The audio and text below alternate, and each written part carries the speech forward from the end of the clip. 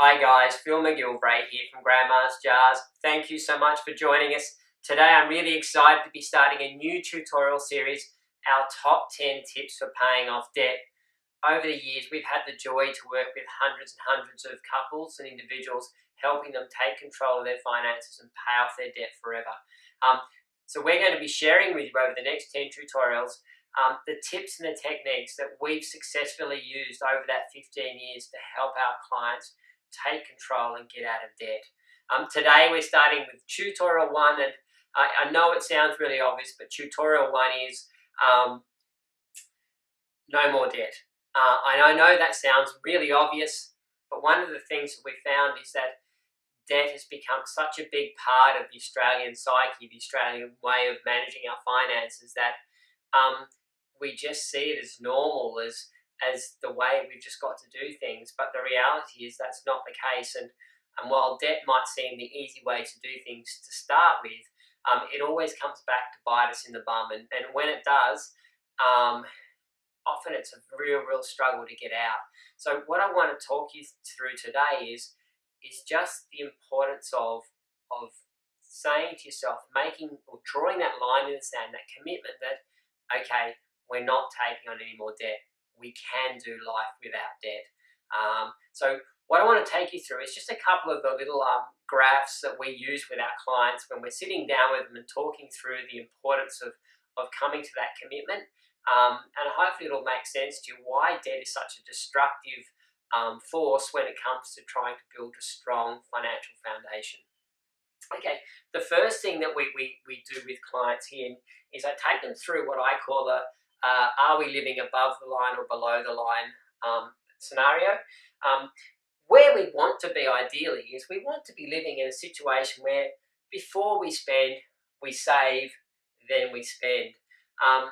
The reason we want to do this is we have interest working on our side if we do that. And one of the things I want you to keep in mind is that whenever we pay interest, interest is a penalty for impatience, a penalty for buying the things that we want without really being able to afford it at the time.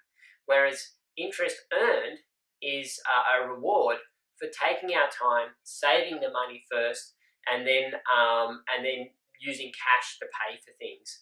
Now, I know that's not always easy, and I know that there are situations where people just can't help but be in debt. So it's not at all judgmental, but what we want to try and understand through this process is that this is where we want to be. We want to be in a situation where interest is working for us, and as we get paid that interest, it's increasing our income, and as our income increases, our capacity to save more increases, which is the complete flip side to what happens when we take on debt.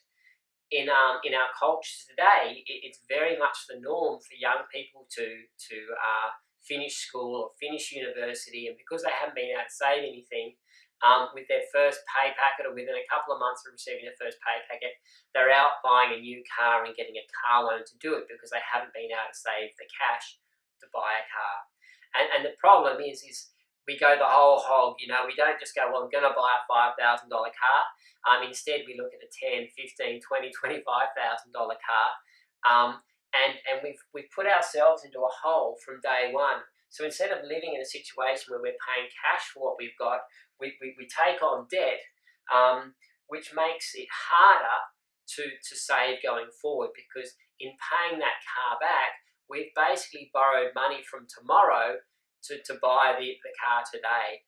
And so that means that our pay packets every month from here on are going to be that much smaller because we've got these repayments coming out plus the interest, which means saving for the next item that comes up. Now that might be, maybe the car blows up, hopefully not if you've just bought a new car, but the car blows up, or the fridge breaks down, or we get a relative who's sick. And so what happens is, because we've got this car loan, our ability to save's gone down.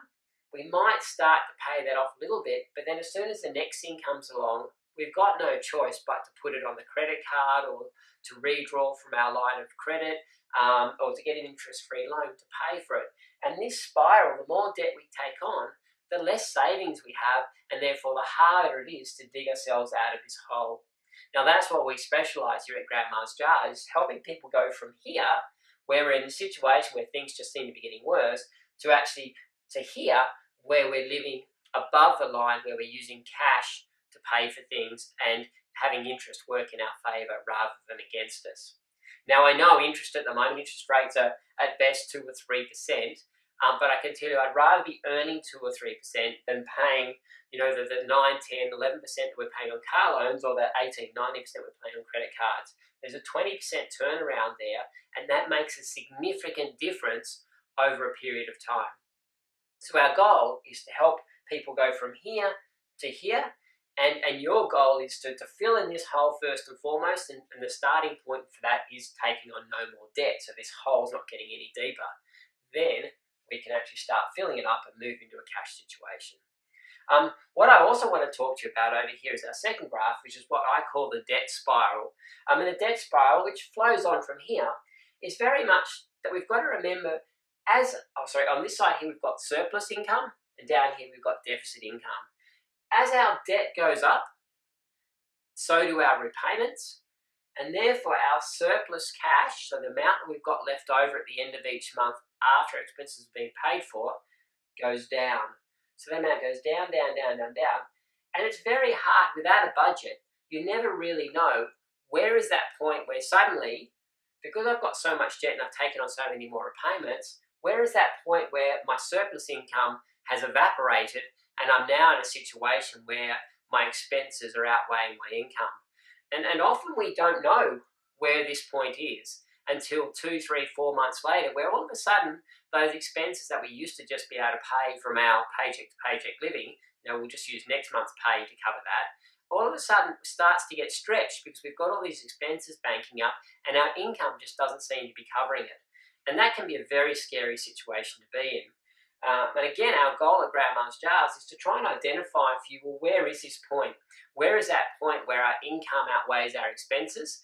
And in tutorial number 3, we're going to talk about budgeting, and that will help us actually identify, well, where is that point? Where can we find some surplus funds so that we're not getting into this hole here and digging ourselves out of this hole? So I hope that makes sense, but debt is a very difficult habit to break. But our starting point, if we're serious about getting out of debt, needs to be no more debt. So if you're part of a couple, sit down and make a commitment to each other. If you're a single person, find someone that cares about you and tell them that your goal is not to use debt anymore. Because that is the starting point. That is the foundation of moving forward financially. I hope that makes sense for you. If you've got any questions, please don't hesitate to contact us on our forum. We would love to hear from you.